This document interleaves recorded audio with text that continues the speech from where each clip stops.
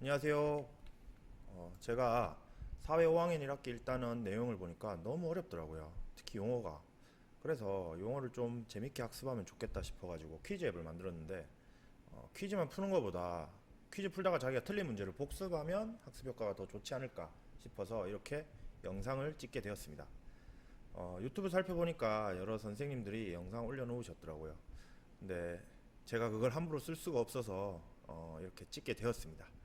그럼 도움이 되길 바라면서 시작해 보도록 하겠습니다. 우리 삶의 터전을 국토라고 하거든요. 그래서 국토, 우리 삶의 터전의 특징을 알아보는 단원입니다. 그리고 이 단원의 소단원인 우리 국토의 위치와 영역. 여기서는 이제 우리 국토의 위치, 즉 어디에 있는지, 그리고 영역, 어디서부터 어디까지인지 그것을 알아보도록 하겠습니다. 자, 그럼 첫 번째로 우리나라의 위치를 한번 알아보도록 하겠습니다. 나라의 위치는 약속된 규칙을 가지고 나타낼 수 있거든요. 지구 어디에 위치해 있는지 알아보려면 우선 지구를 본뜬 지구본이나 세계 지도에서 한번 찾아봐야 되겠죠. 우선 지구본을 한번 보도록 하겠습니다. 지구본에서 우리나라의 위치를 알아보려면 우리가 위선이라는 용어랑 경선이라는 용어를 알아야 됩니다. 지구본을 이렇게 살펴보면 가상의 선, 가로선이랑 세로선이 이렇게 쭉쭉 그어져 있잖아요. 여러 개. 그죠? 이게 바로 위선과 경선입니다. 이렇게 약속된 선을 통해서 여러 나라의 위치를 편리하게 찾을 수 있습니다. 근데 이제 위선이랑 경선이 뭔지 이렇게 구분이 되거든요. 위선은 이렇게 가로로 그어진 선을 위선이라고 합니다. 그리고 경선은 이렇게 세로로 그어진 선을 경선이라고 합니다. 근데 여러분 이게 위선, 경선 바로 영상이 안 되잖아요. 그죠? 그래서 선생님이 좀 부끄럽지만 좀 편리하게 외우는 방법을 생각을 해봤는데 일단 한번 들어봐 주세요. 위선은 우리 가로로 그어져 있어서 위와 아래로 나누게 되죠. 위와 아래로 나누는 선. 위와 아래로 나누는 선은 위선이다. 예, 좀 부끄러운데 이렇게 하면 좀 편하게 외워지지 않나요? 저는 이렇게 외우고 있거든요. 그럼 위선만 외우면 위선만 이렇게 확실하게 알면 경선은 쉽잖아요. 가로선이 아닌 게 경선이겠죠. 즉 세로선. 세로선인 게 경선이니까 위와 아래로 나누는 선을 위선이라 하고 세로로 그어진 선을 경선이라고 합니다. 자, 그리고 이제 위선 중에서는 중간에 딱 있는 선이 있잖아요. 여기 위선 적도라고 써 있죠. 중간에 있는 선을 기준으로 이제 위를 북위라고 하고 남쪽을 남위라고 합니다. 그리고 여기 경선도 여기 기준이 있죠. 여기 경선의 기준이 되는 선을 본초 좌우선이라고 합니다. 그리고 본초 좌우선의 동쪽을 동경이라고 하고 서쪽을 서경이라고 합니다.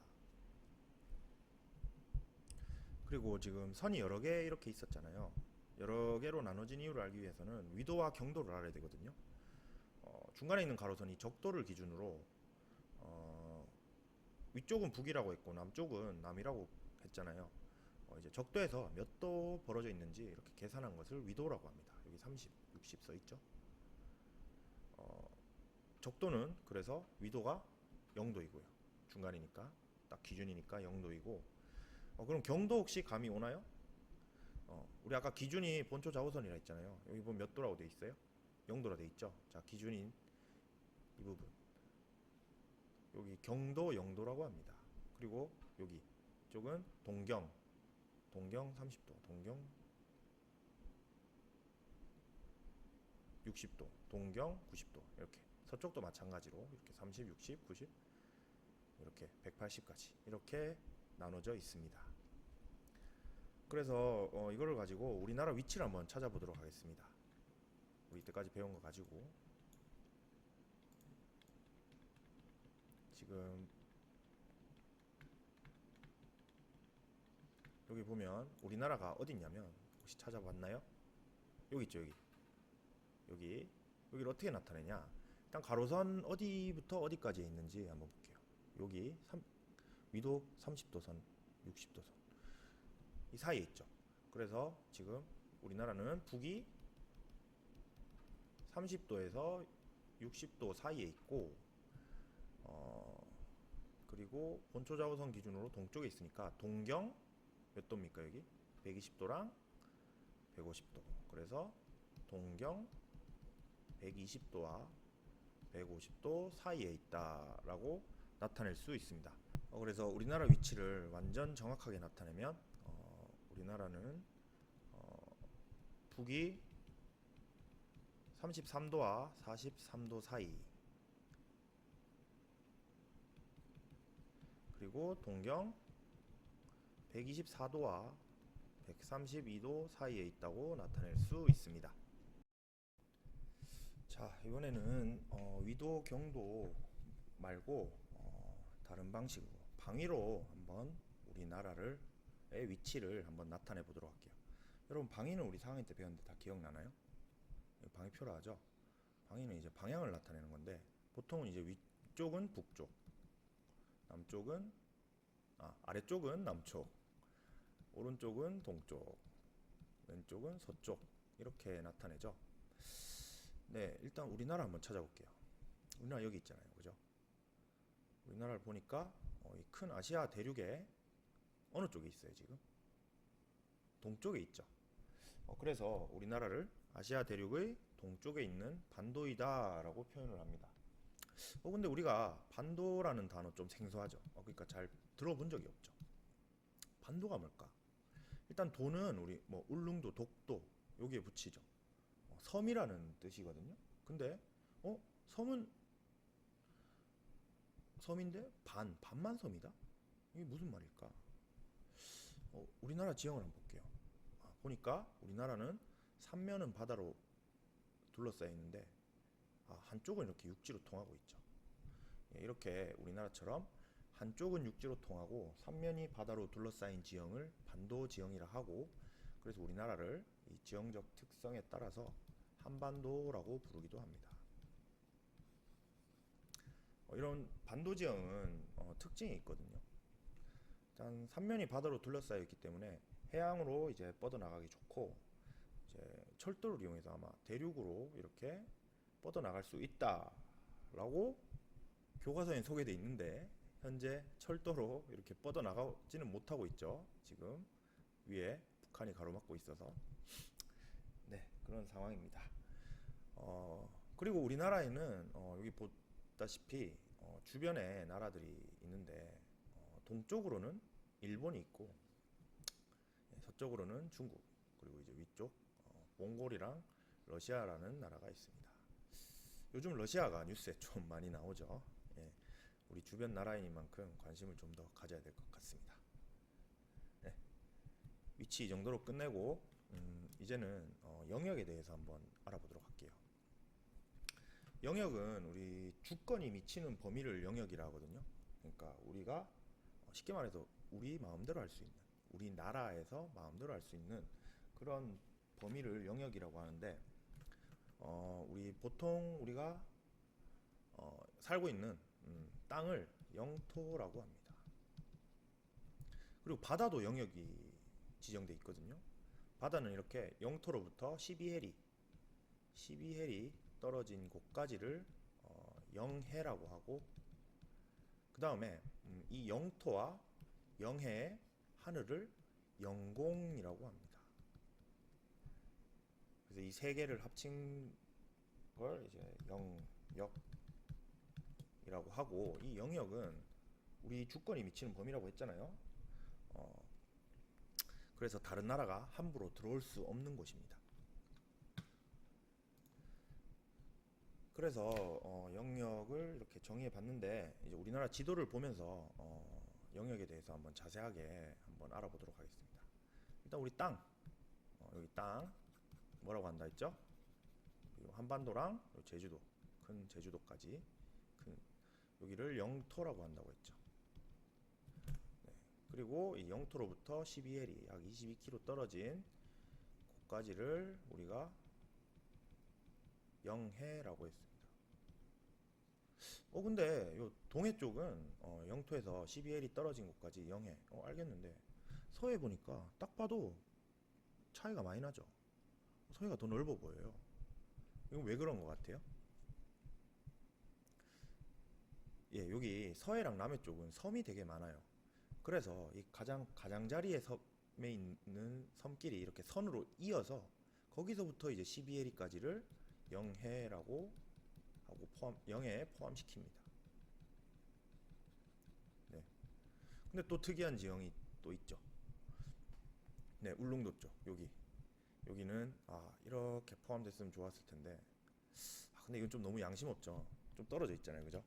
그래서 너무 떨어져 있으니까 울릉도 둘레로 12해리, 독도 둘레로 12해리 이렇게 영해에 포함시키고 이 영토와 영해의 하늘을 또 영공이라고 합니다. 그리고 이제 각 우리나라 영토의 끝 어딘지 알아보겠습니다. 이 북쪽 끝은 유원진이라는 곳이고요. 서쪽 끝은 마안도라고 하는 곳입니다. 그리고 남쪽 끝은 이제 여기 제주도 밑에 작은 섬인 마라도라고 하고, 그 다음에 동쪽은 우리 중요하죠.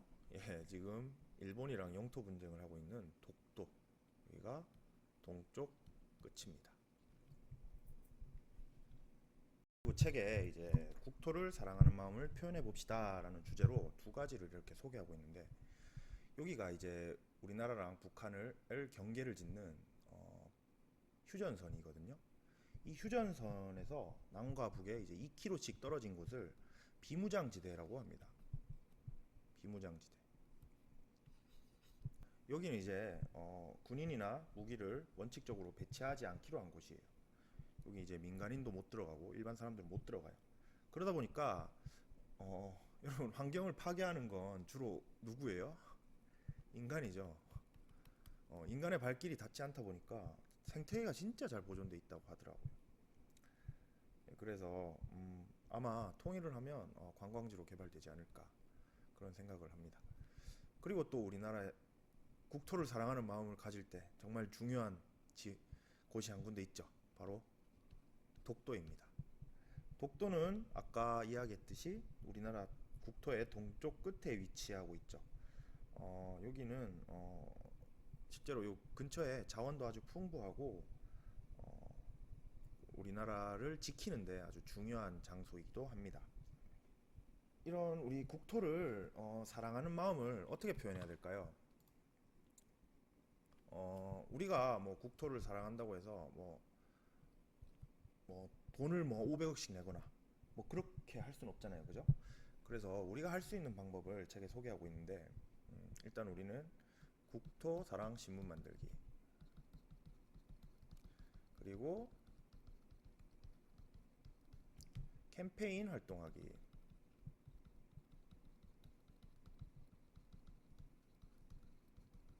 글짓기와 같은 뭐 이런 홍보 활동, 그리고 우리가 지금 당장이라도 할 수 있는 국토 사랑 실천 방법이 하나 있죠. 예, 쓰레기 줍기. 국토를 깨끗하게 환경 보호 활동을 하는 방법이 있습니다. 자, 그리고 이제 그 다음에 나오는 게 환경에 따라 우리 국토를 어떻게 구분하는지 알아봅시다 라는 내용이 나오는데, 예전에는 환경에 따라서 정말 사람들의 생활이 많이 달랐을 것 같아요. 왜 안 나와? 환경에 따라서. 자, 예를 들어 산이 있잖아요. 산이 있으면은 여기 있는 집이랑 여기 있는 집이랑 자주 만나겠어요? 자주 안 만나겠죠. 그러다 보면 구분되기도 하겠고, 그 다음에 강이 이렇게 있는데, 강이 있으면 여기 집이 있고 여기 집이 있으면 여기 있는 사람들 자주 안 만났겠죠. 그래서 아마 이렇게 구분이 되었을 것 같아요. 그래서 우리나라는 주로 산맥이나 산들이 이렇게 모여 있는 게 산맥이죠. 여러 산들이 이어진 지형, 산맥이나 이렇게 하천에 따라서 이렇게 구분이 많이 되었다고 하더라고요. 그래서 뭐 여기 북한 쪽에 관북지방, 관서지방, 해서지방, 그다음에 강원도 쪽을 관동지방, 경기도 경기지방, 그다음 경상도를 영남지방, 충청도 지역을 호서지방, 전라도 지역을 호남지방 이렇게 나눴는데 다 이게 이름이 자연 환경에 따라 이렇게 이름이 붙어 있는 걸 알 수가 있어요. 자, 다음에 알아볼 것이 이제 우리나라 행정구역의 위치인데 아까 자연 환경의 구분에서 그렇게 크게 바뀐 게 없죠. 거기에 기초해서 이렇게 행정구역이 정해진 것 같아요.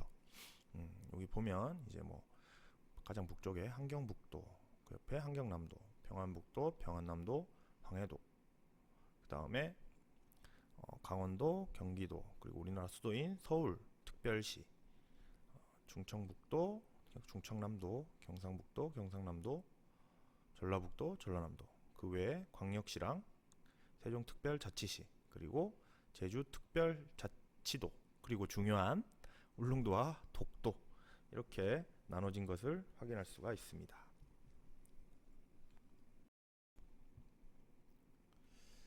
자, 이렇게 우리 국토의 위치와 영역을 한번 간단하게 정리해 보았습니다.